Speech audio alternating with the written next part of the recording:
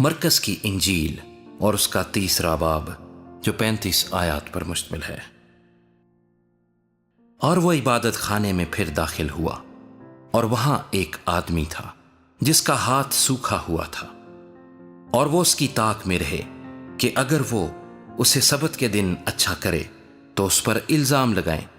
उसने उस आदमी से जिसका हाथ सूखा हुआ था कहा, बीच में खड़ा हो, और उनसे कहा, सबत के दिन नेकी करना रवा है या बदी करना, जान बचाना या कत्ल करना।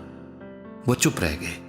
उसने उनकी सख्त दिली के सबब से गमगीन होकर और चारों तरफ उन पर गुस्से से नजर करके उस आदमी से कहा, अपना हाथ बढ़ा। उसने बढ़ा दिया और उसका हाथ दुरुस्त हो गया। फिर फरीसी फिलफौर बाहर जाकर हेरोदियों के साथ उसके बरखिलाफ मशवरा करने लगे कि उसे किस तरह हलाक करें। और यीशु अपने शागिर्दों के साथ झील की तरफ चला गया, और गलील से एक बड़ी भीड़ पीछे हो ली, और यहूदिया और यरूशलेम और इदूमिया से और यरदन के पार और सूर और सैदा के आसपास से एक बड़ी भीड़ यह सुनकर कि वो कैसे बड़े काम करता है उसके पास आई। बस उसने अपने शागिर्दों से कहा, भीड़ की वजह से एक छोटी कश्ती मेरे लिए तैयार रहे ताकि वो मुझे दबा न डालें, क्योंकि उसने बहुत से लोगों को अच्छा किया था। चुनाचे जितने लोग सख्त बीमारियों में गिरफ्तार थे उस पर गिरे पड़ते थे कि उसे छू लें, और नापाक रूहें जब उसे देखती थीं उसके आगे गिर पड़ती और पुकार कर कहती थीं कि तू खुदा का बेटा है। और वो उनको बड़ी ताकीद करता था कि मुझे जाहिर ना करना। फिर वो पहाड़ पर चढ़ गया, और जिनको वो आप चाहता था उनको पास बुलाया, और वो उसके पास चले आए, और उसने 12 को मुकर्रर किया ताकि उसके साथ रहें, और वो उनको भेजे कि मुनादी करें और बदरूहों को निकालने का इख्तियार रखें।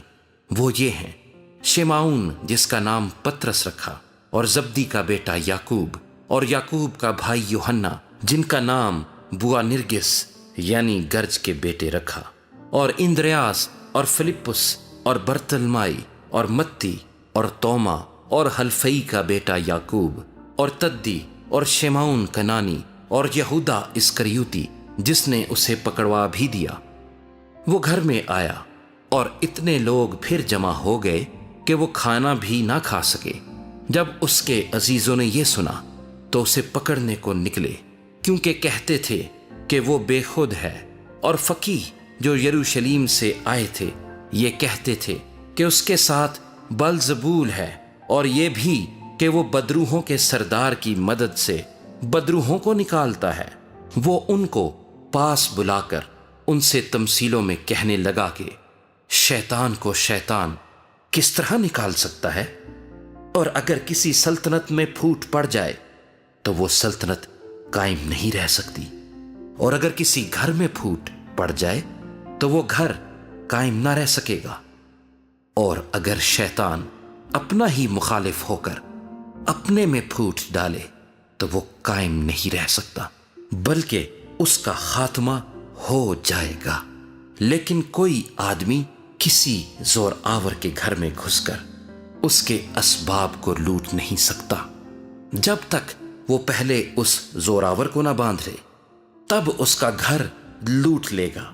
मैं तुमसे सच कहता हूं कि बनी आदम के सब गुनाह और जितना कुफर वो बकते हैं मुआफ किया जाएगा, लेकिन जो कोई रूहुल कुद्स के हक में कुफर बके वो अब तक मुआफी ना पाएगा, बल्कि अबदी गुनाह का कसूरवार है, क्योंकि वो कहते थे कि उसमें नापाक रूह है। फिर उसकी मां और उसके भाई आए और बाहर खड़े होकर उसे बुलवा भेजा, और भीड़ उसके आसपास बैठी थी, और उन्होंने उससे कहा, देख तेरी मां और तेरे भाई बाहर तुझे पूछते हैं। उसने उनको ये जवाब दिया, मेरी मां और मेरे भाई कौन हैं?